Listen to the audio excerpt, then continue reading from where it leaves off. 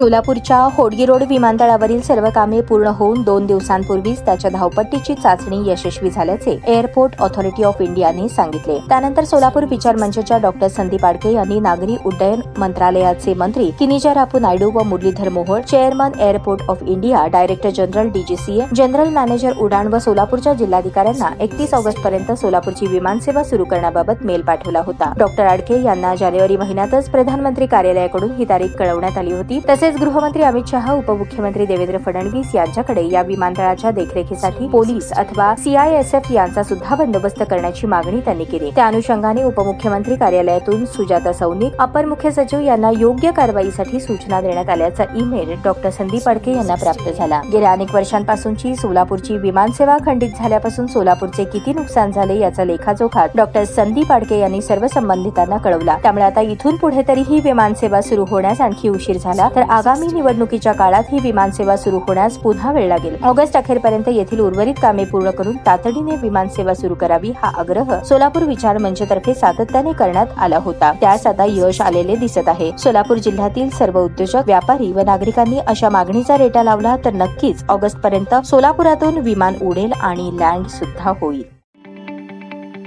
ताज्या बातम्या पाहण्यासाठी प्राईम महाराष्ट्र न्यूज चॅनलला सबस्क्राईब करा।